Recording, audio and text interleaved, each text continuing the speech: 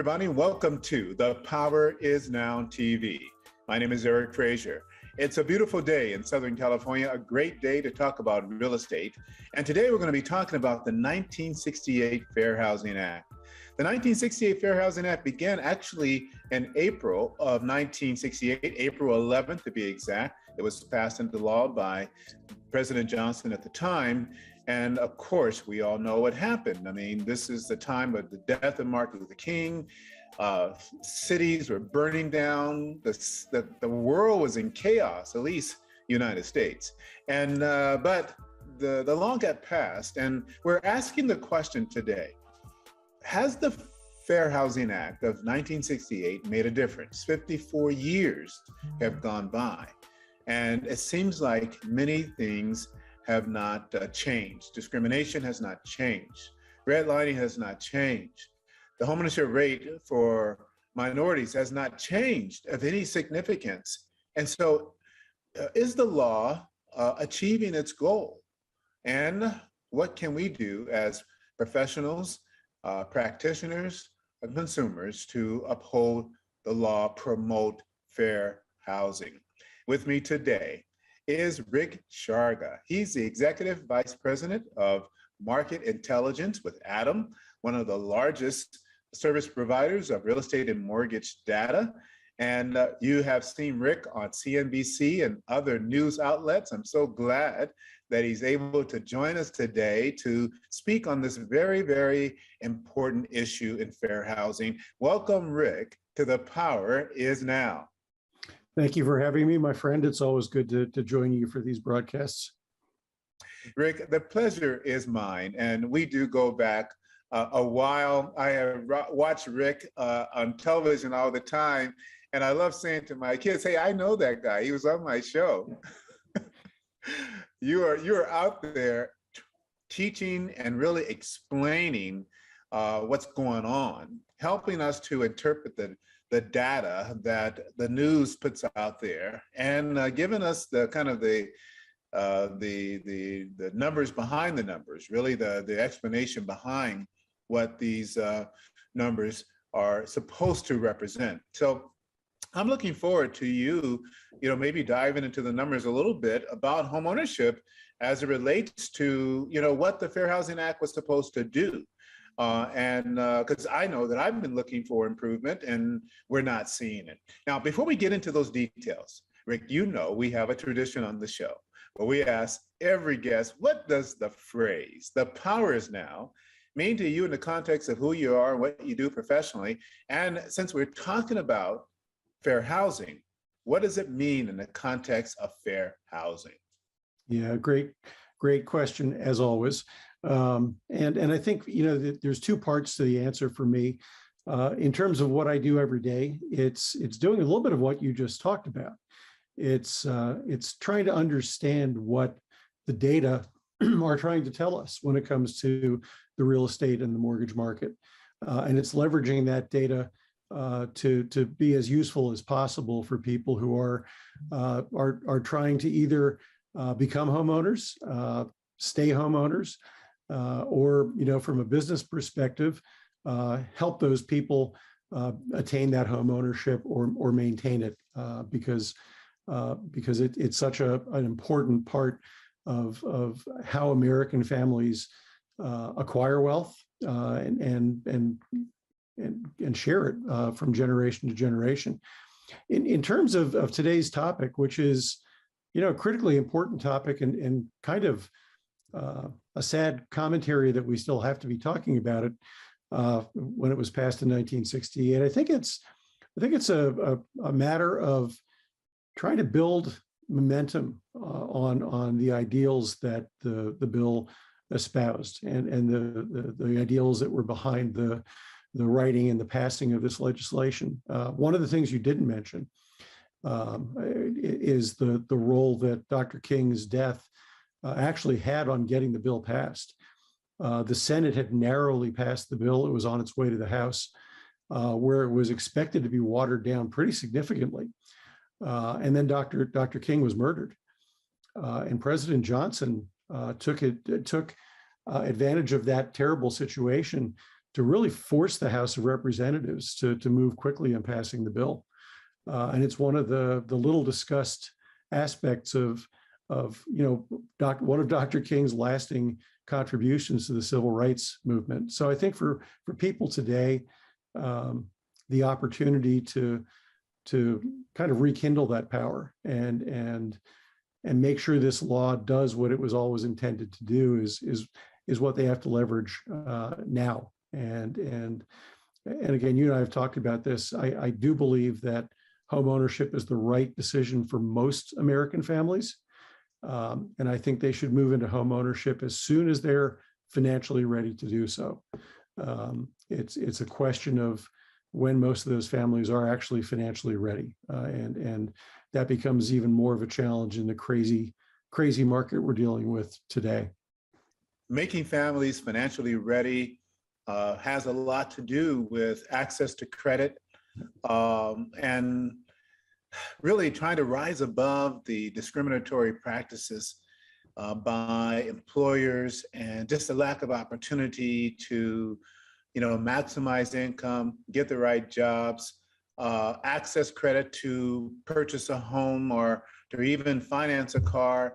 All these factors play a big role in preparing oneself to become a homeowner. And so you're absolutely right. Not everyone can do it, but we need not just federal legislation, but we need community engagement to ensure that everyone has the right to buy a home. And I love what you're saying in regard to Dr. Martin Luther King, and that his death was the trigger to getting the bill through the Senate, and President Johnson, leveraging that tragic incident. But the law is not, at least in my humble opinion, not achieving its goals. But it did start, it did light the fire, if you will. It did start the momentum that has been building, because things are better than they were in 1960 than they are today. Yeah. But yet we still deal with a lot of the discriminatory practices from banks and from individuals and realtors and others that we're going to talk about in this segment. And so as an expert in the data, I'm sure you have a unique perspective on interpreting the data as it relates to the law. And before we get into that, tell us about your role as the executive in charge of research, market research with Adam. Adam has been putting out a number of very interesting reports over the years. I'm now working with that team to see if we can't take those reports to the next level. If we can't uncover some of the nuances and subtleties in the markets that we're reporting on. We're issuing a report right now on property taxes, how they've increased across the country.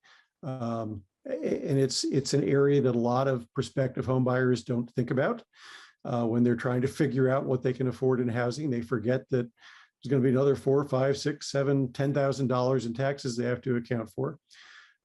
We just recently published an affordability report that talks about the impact that the rising interest rates and rising home prices have had on people's ability to afford a property across the country.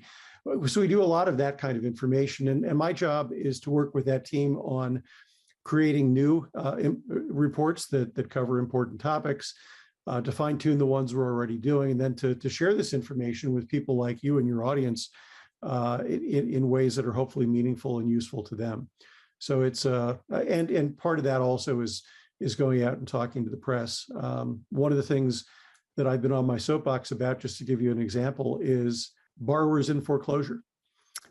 During the last foreclosure cycle we had, over 30% of homeowners across the country were upside down on their loans.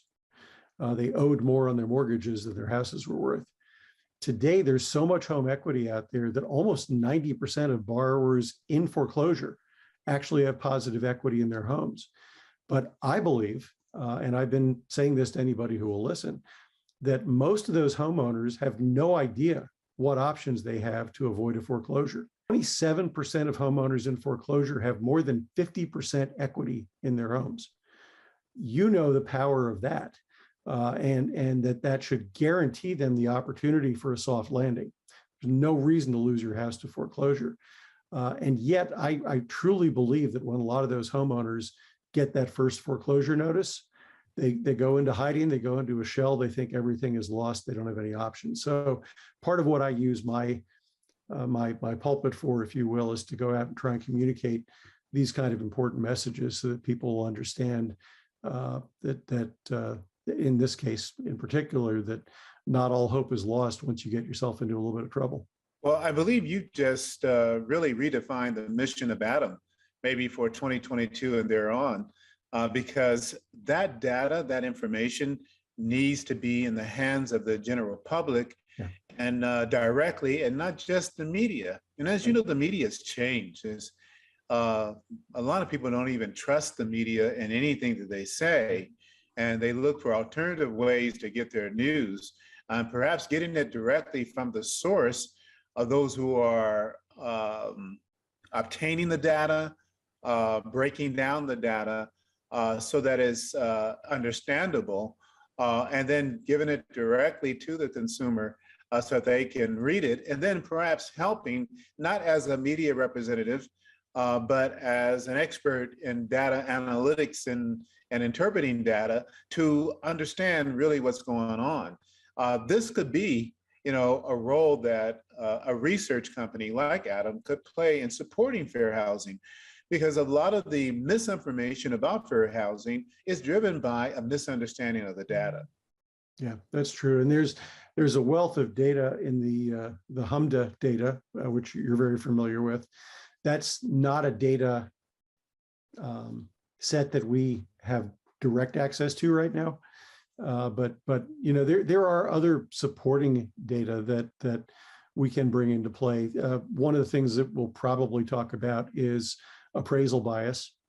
And Adam has a proprietary valuation model on properties across the country that could certainly be held up to an appraisal as something of a test to make sure that we're looking at an apples to apples comparison and not whatever it is that we're reading about some appraisers doing. And by the way, that's not I don't mean to cast aspersions at all appraisers out there, but there are clearly some bad apples out there that are doing things they really shouldn't be doing. Yeah, well, there's bad apples in every industry, yep, every profession. And unfortunately, the saying, one bad apple spoils the whole barrel, right? Yep. So it's hard not to be impacted if you're a good guy by those who are doing, the wrong thing. In your stat, you just shared about 90% of the people in foreclosures have equity, and they really don't understand their options.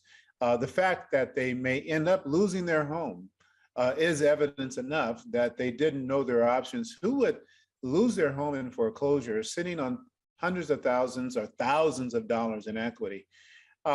What in the context of fair housing could be done to maybe prevent that? Maybe there should be some additional amendments to the law that would require banks to ensure that the consumer is not only made aware of their options, but that they are assisted if they want to take advantage of those options to avoid foreclosure.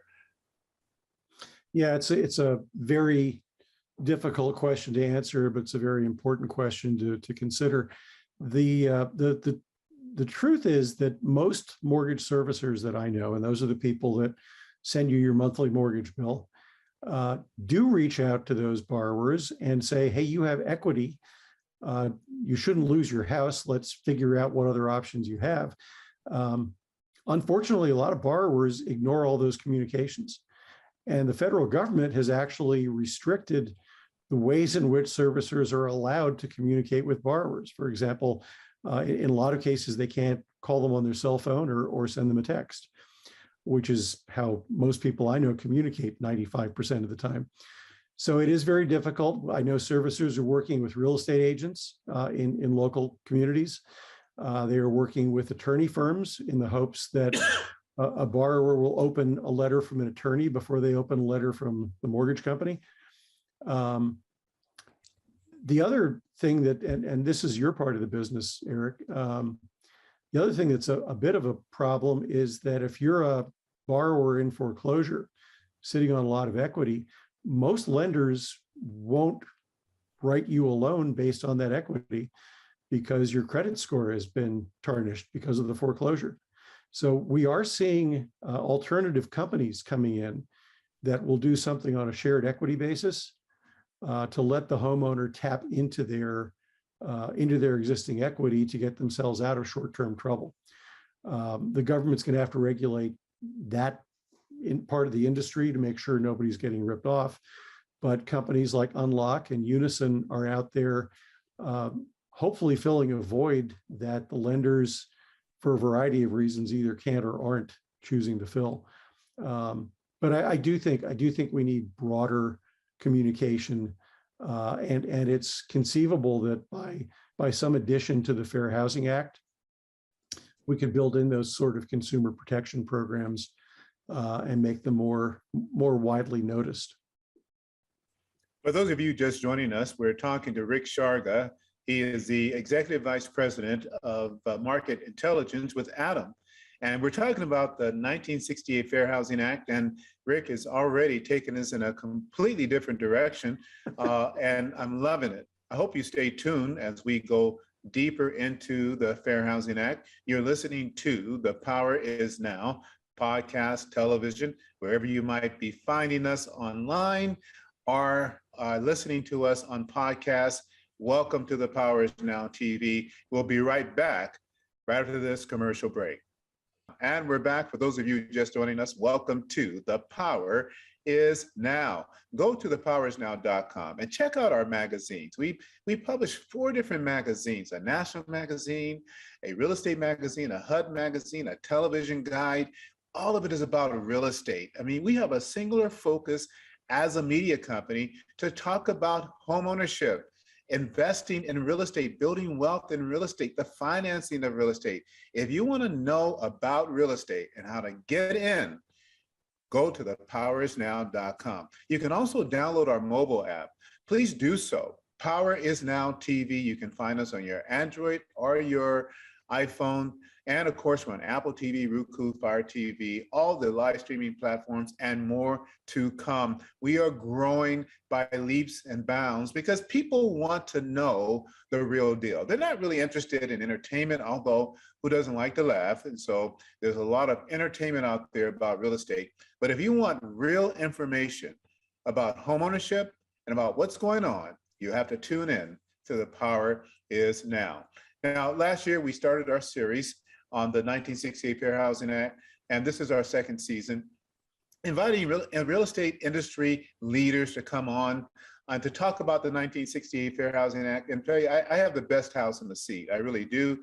Learning their perspective on it, what we need to do to help it, to make it more enforceable, to change the hearts and minds of professionals who are actually doing the discriminating that's happening out there in housing. So today we have Rick Sharga. He's an expert in really understanding the data. You can find him on just about every news network, cable news network. He's always out there sharing, helping us to understand what's really going on. And he's with us today talking about the 1968 Fair Housing Act. And Rick, again, I can't thank you enough. I know how busy you are for joining me today on the show. Always a pleasure. And this is a really important topic, so I'm glad we're talking about it. It is an important topic. We need more conversations about it. We need action.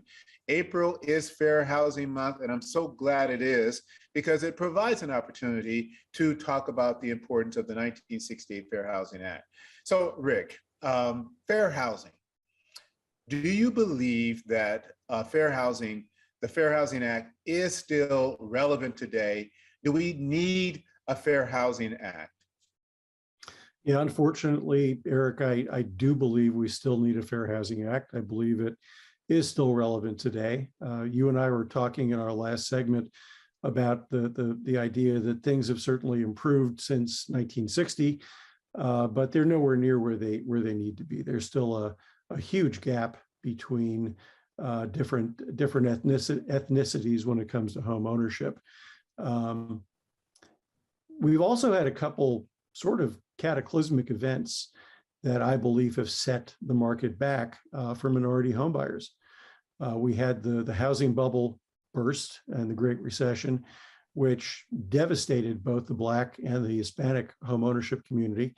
Both were victimized significantly more by foreclosures than any other ethnic groups were. And then recently we had the COVID-19 pandemic, which caused some job loss, particularly among wage earners toward the lower end of the pay scale, who tended to be disproportionately minority employees. And we also had a huge uptick, sadly, in Asian hate and Asian hate crimes, I guess in somebody's addled mind, based on the fact that the virus started in China. So therefore all Asians were culpable. So it's sad that we've had these kind of catastrophic events that have set the movement back. But even without those, Black home ownership is still running probably somewhere in the neighborhood of 20 percentage points below the overall home ownership rate. And Hispanic home ownership, which has been growing steadily but slowly, is only marginally ahead of Black home ownership rate. So we still have a long way to go. Rick, what does fair housing mean to you personally? And have you been a victim of discrimination in housing? Yeah, the Fair Housing Act to me means that everybody who's financially able should have an equal opportunity to buy a property that they're interested in. I tend to oversimplify things so that I can understand them, but that's about as basic as I can make the bill. In terms of my personal experience, I've been blessed. I've been fortunate, and as you can see, I'm your average white guy. I have never been discriminated against in terms of housing. I can't say that's always been true for prior generations of my family. My wife's family were immigrants from Italy. My stepfather's family were immigrants from Eastern Europe. And at the time they came over to the country, didn't matter that they were white, they were foreign. And so it was very difficult for them to find a property. And I'll tell you a little story, just a war story. My wife and I moved to California probably 20 plus years ago, and we're being driven around by a very nice local real estate agent. And we're very unfamiliar with California housing architecture. So we're in a new development, seeing a whole bunch of stucco buildings that all look very much alike. And my wife just innocently commented, said, "Wow, all the houses are the same color." And our realtor said, "Yep, just like the people that live in them." And I thought it was a throwaway line. She probably meant it to be reassuring, but it has stuck with me for all these 20 plus years as being an example of exactly the wrong thing to say and exactly the wrong thing to think. If that realtor had been able to visit us in our Pennsylvania neighborhood, in Roslyn, Pennsylvania, a suburb of Philadelphia, she would have found what our neighbors referred to lovingly as the Roslyn UN. So we were in 4 homes that had recently been built by a local builder. We were kind of in the middle. To our right was an Indian family. To our left was a Black family. And behind us was a Korean family. And we would spend many a spring, summer, and fall evening on each other's decks, having adult beverages, telling war stories, and tasting cuisine that we never would have experienced otherwise. And that was our idea of a fun neighborhood. So to be told that, we shouldn't worry, everybody looked like us, it was both inappropriate and as I came to understand the real estate market, which I knew nothing about at the time, just absolutely the wrong thing to say on so many levels. Rick, what a wonderful story. Thank you so much for sharing that. And this really leads me to the next question, and that is discrimination, starts by those who are in power or who have the knowledge, who are the service providers who are helping us and to acquire home ownership or the financing we need and all of that. And so, how do we change the hearts and minds of these professionals that are serving us. And I'm speaking specifically to real estate agents. You know about the national news, Newsday article that really, really shined a light on the steering and just the outright refusal to support and help minorities buy homes in New Jersey and other parts of New York. This led to a great deal of training and courses and all kinds of different things are happening at NAR and state associations to try to educate and real estate professionals. But can you educate a person out of racist thoughts and tendencies? Is that it? How do we change the hearts and minds? And do we still have a problem with discrimination by real estate professionals? It's a societal issue, Eric. I wish it were limited to the real estate community, because then we'd at least have a target we could address. We have to expect real estate professionals to be better, to be better than the average population if there's still that kind of discrimination in play. I think you and I talked about this in a prior conversation. I do believe things have gotten better generation to generation to generation. And probably better in certain parts of the country than others. But not even a batted eyelash when my kids invited their Black or Asian or Hispanic friends home for dinner. My daughter's best friend is Black, actually half Black, half Asian. So we're really trying to cover as many bases as possible. So I do think as society improves, the professionals within society will improve along with that. But a lot of this, the overt racism, the overt discrimination, I think really needs to be addressed severely. I believe there's a lot of inadvertent discrimination going on. The story I just told you about my realtor, I don't know that she actually meant that to be discriminatory. It was just how she thought, and she tossed off what she thought was a harmless, conversation line. But the implications there are just frightening. And I don't know, short of, doing sort of a Clockwork Orange Stanley Kubrick thing to realtors across the country, I'm not sure how you change hearts and minds that quickly. And that's one of the reasons you need this kind of legislation. You need there to be bright lines that say, this is okay, and this is not okay, and it's not okay under any circumstances. And then the penalties for crossing those bright lines have to be severe and have to be well publicized. I don't mean to say we need to make examples of people, but if that's what it takes to get people focused on the subject, then that's what it's going to take. It may very well take that. And I had an interview yesterday with Ray Carlisle, and he believes that the 1968 Fair Housing Act was never approved or passed to actually have any real impact or change. And just all that ensued to getting it done, the violence, the cities burning down, the riots, and everything that ensued, and then the debate and the infighting in both the House and the Senate, just what it took to get it passed is just proof enough to show that they never really intended, number one, for the law to pass, and then for it now to be law to have any real teeth or enforcement power.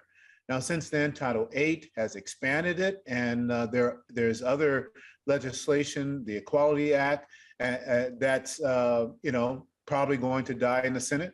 And then we see right now happening across the country, that we're so divided in so many issues. Do we really see change occurring unless there is enforcement, maybe more restrictive covenants, something that would result in maybe making an example of some?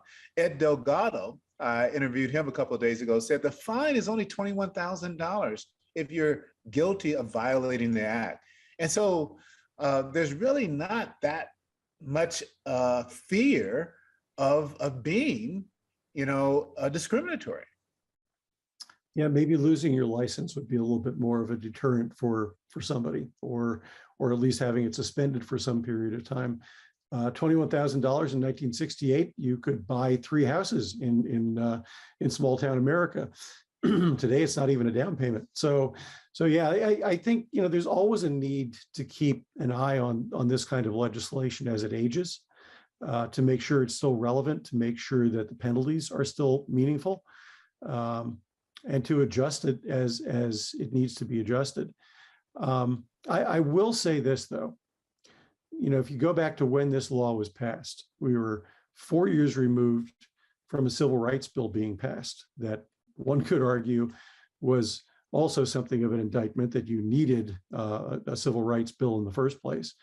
There were still towns in the South that had Jim Crow laws in effect when the housing bill was passed. So we were starting from a pretty big deficit when it comes to racial equality. And we have come to at least where most people will acknowledge if something isn't right. Not necessarily that they're going to go out and champion the cause, but I think most people have come a long way from the mindsets we had in 1968. That said, the law is now covering a broader spectrum of potential home buyers. You can't be denied based on religion, your sex, your sexual orientation. And I do know that there's discrimination going on in all those areas as well. So it's a daunting task for a law to tell people they have to look at everyone equally.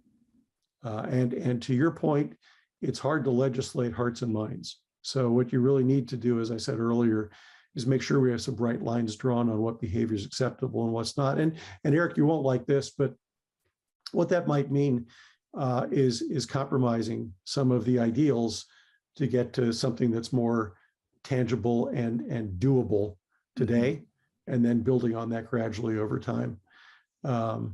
It's tough to go from 0 to 100 and be successful immediately.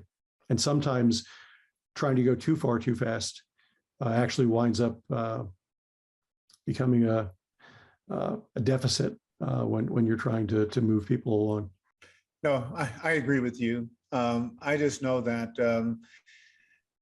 if it is going to be, if change is going to come as a result of changing hearts and minds, getting emotional, getting relational, then I think that we need the trade associations to really focus in on relationship building.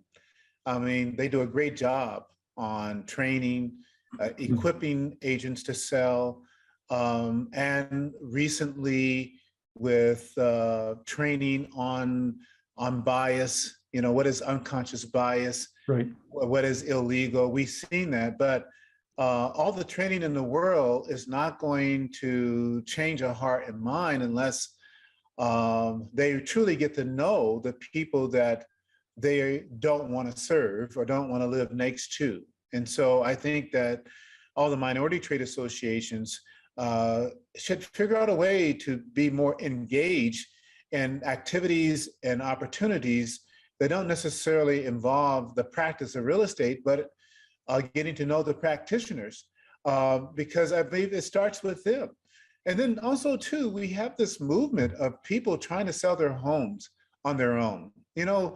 Ask Google has changed our life, right? We now are all experts on everything. And the DIY movement is stronger than ever. So people think they can sell their homes on their own. And I think that the unconscious bias that they have could, lead them to breaking the law. They don't have a license. They haven't received any formal training on the practice of real estate. They certainly are not familiar with the laws and also with the recent training with unconscious bias and all those things. And so we look at neighborhoods today and we see how segregated they are. It is evidence that racism still exists, discrimination still exists. And so what do you think about for sale by owners? Do you think they're at higher risk?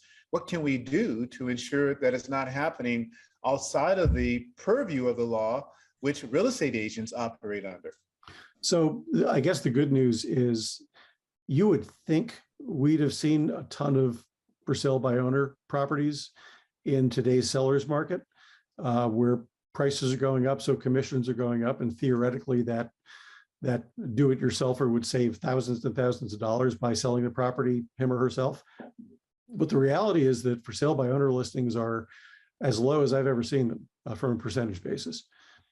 So for whatever reason, we're not seeing a flood of people trying to sell their own homes, which is probably a good thing on balance. Does somebody doing this themselves run a higher risk of inadvertently discriminating against the buyer? Absolutely, because they have no idea what they're doing. They have no training. They probably aren't familiar with the law, and they're probably not trying to do anything wrong.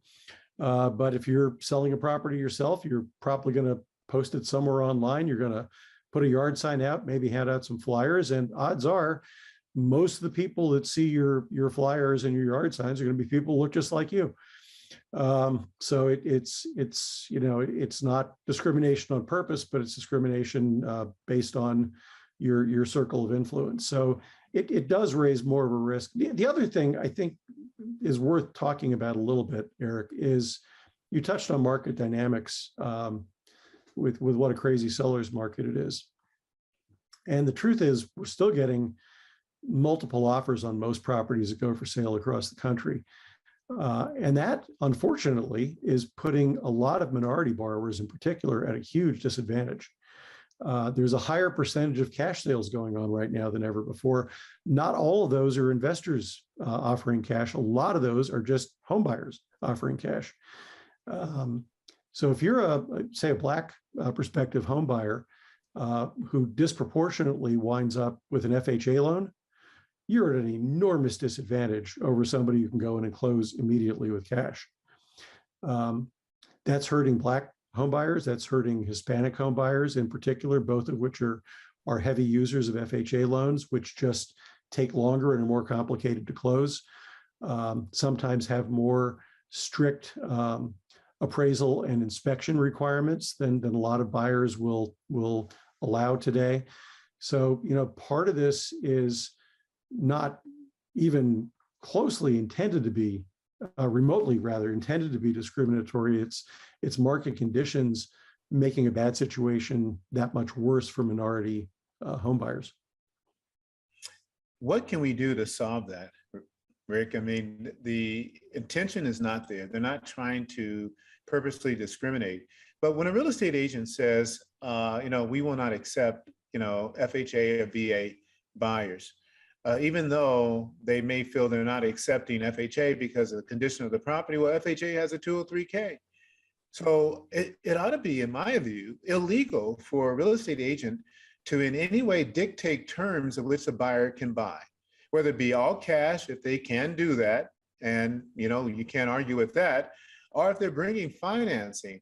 There should be nothing in the MLS and the property flyer and the conversation that the agent has with the prospective list buyer's agent that would indicate they are dictating terms to the buyer by which he can finance that property. It is discriminatory in my view. It has the effect of being discriminatory, even if it's not overtly discriminatory. It's hard to argue that. Well, there's the stick approach, which is you make it illegal. I think that would probably not do well in court because it's a sale of private property between two participants. And if I'm offering you cash today at a higher number and somebody's offering you a government-backed loan, 45 days from today at a lower number, and you're going to force me, that's probably not going to fly. We haven't talked about carrots, though. What if the seller would get some sort of benefit from accepting an FHA loan? What if there were a tax advantage? What if there were a cash advantage? What if they got down payment assistance for their next house? What if the FHA would write them a loan for their next purchase at a favorable rate? So there are things that we could do that would get creative, that would encourage people to accept an FHA or a VA loan, that aren't necessarily punitive, wouldn't wind up for 18 years in the court systems to get approved, but might be enough of an incentive to get people to seriously consider those other types of loan products. I love the carrot. I mean, those are great ideas that we need to get to our representatives right away. Now, I'm not saying, though, that a person should not be allowed to accept a cash offer. Right. By all means, who doesn't want to get cash for their property? I'm speaking specifically to real estate agents who have, nothing but finance offers, and they are dictating to the buyer that it has to be a conventional buyer, and then there's a couple of things that we're seeing. They're saying it has to be a conventional buyer, and then they are escalating the deposit. So the deposit might be $5,000 and they want $10,000, or they want more, or they're looking for 10 to 20% down as opposed to 3 on a conventional loan or 3.5 on an FHA loan. And so they're really getting involved with dictating the terms of the financing on the buyer. And I know why. They want to ensure that the buyer is qualified and they can close. And so their intentions, they have good intentions. They're representing their seller. I get that. But their great intentions have unintended, I think, discriminatory consequences. Yeah, it really shouldn't be the agent's business to dictate which type of loan the buyer has and which of those should be accepted. We probably do need to do something between conventional loans, FHA and VA loans, to provide some sort of assurance for the seller that the loan is likely to go through, and to go through equally. Because you even in today's market, you don't want to have deals falling through. As a seller, that puts you in a really awkward position, because now that next buyer might think there's something wrong with your house or the loan wouldn't have fallen through. And that could cost you thousands of dollars on the sale of a property. So I hear what you're saying. I agree with you. I mean, in a situation where all things are equal, an agent really shouldn't care whether it's an FHA or a VA or a conventional loan, or it's a cash purchase. So, same price, same kind of closing times, same sort of fallout protection for the seller. Really shouldn't be the agent's call as to what gets accepted. And that also runs, and I'm sure this is where you're going, but that also runs you into the risk of steering, whether advertently or inadvertently. And as an agent, you really should want to take on that risk. No, I totally agree with you. And this is just another example, though, that we still have a lot of work to do. And, perhaps wouldn't even need to look at revising the law, make it more restrictive, or to prevent activities like this if people would just follow the golden rule, right? The golden rule. We need to change the hearts and minds of those who serve the public and to assist them in selling their home or buying their home, or we're going to continue to have these problems 54 years later. Rick, 54 years later, and we haven't seen enough change. I won't say there hasn't been change, but we haven't seen enough of the right kinds of changes to prevent the discrimination that has been taking place. It wasn't just a few years ago where the AG is filing lawsuits against all the major banks for redlining. So we have a long way still to go. I don't want to take much more of your time. I know you're busy. You probably have to go to CNBC and be taped for a segment there. So, but I want to get your final thoughts on the Fair Housing Act, and what are your thoughts? What can we do to make it more of a deterrent to those who would violate it, and to achieve the goals I believe that those who authored the bill initially had in mind? This could take a while. I couldn't agree with you more that we're not where we should be after 54 years of the law being in place. And that's obvious in the numbers. You position me as a data expert, and the fact that the Black home ownership rates are in the low to mid 40% range, and Hispanic home ownership rates just recently crossed 50%. And that despite the fact that overall home ownership rates have ticked up a little bit to about 65.5%. It just shows you we're not where we need to be right now. It's a holistic problem that needs a holistic solution. The agents certainly can play a more active role in leveling the playing field, or at least not making the playing field as skewed as it's been over the years. Lenders are culpable in this as well. And you mentioned realtors and agents building relationships within the communities. I think lenders need to do the same. If you're in a community, there's no reason why the people in your branch, the people that are issuing loans in that community, aren't part of the community itself, and understand what people are dealing with in those communities. The reason community banks were so successful for so long is because the person you went into to talk to at the bank was the same guy you saw in church on Sunday, or whose kid played Little League ball with yours, or your wives were in a card club together. And so you knew that person as a person, not just as a set of numbers. And I think we've gotten away from that.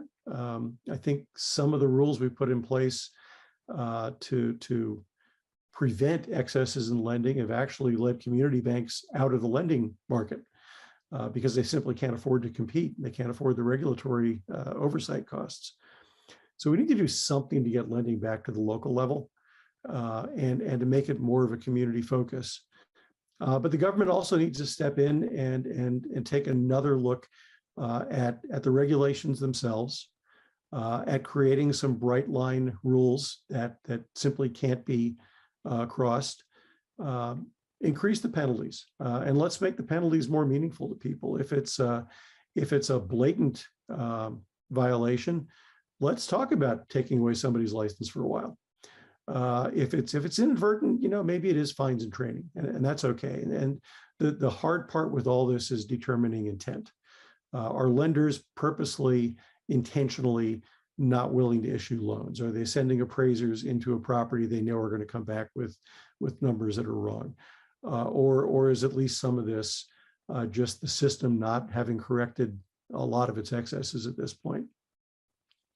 We need thoughtful consideration of all this. It isn't something that we should let resolve itself because we don't want to be having this conversation 50 years from now. But it's also important enough, and the housing market itself is important enough to the U.S. economy.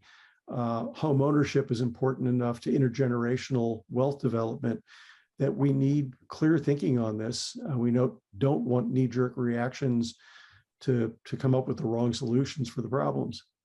So it's a very complex problem. I wish I had an easier answer for you, Eric, but look, affordable housing is one of the biggest problems we have across the country. The affordability is partly because home prices are going up and interest rates are going up. It's partly because wages haven't kept pace. It's partly because rents have gone up so high that people that are renting can't afford to save for a down payment. So we need a really broad solution to this that gets into all of the above.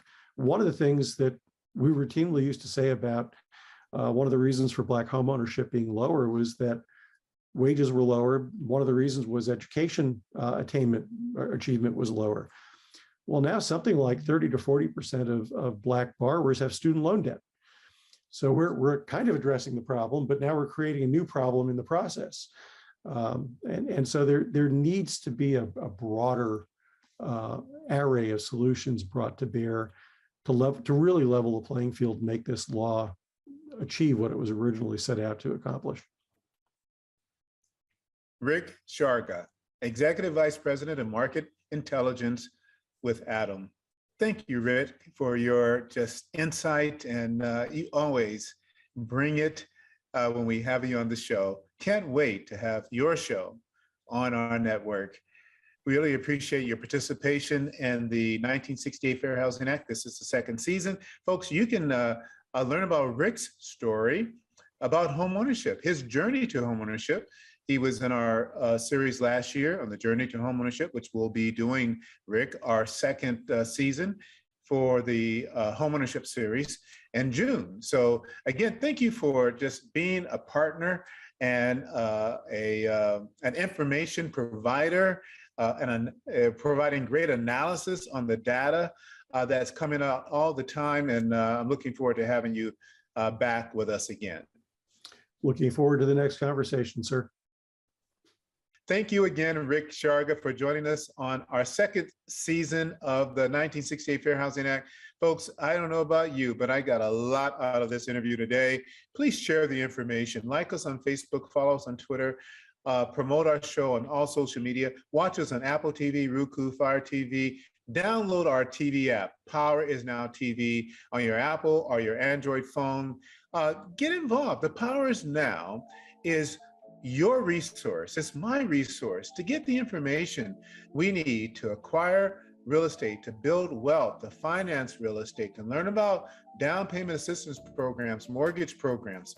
We are the HGTV of real estate information, like HGTV is of real estate entertainment. If you want to be entertained, go to HGTV. But if you want to know something, you want to learn something, come to the Power is Now TV. We got you. Thank you for watching. Remember, we are at our best and we maximize our success when we act now. The power is now.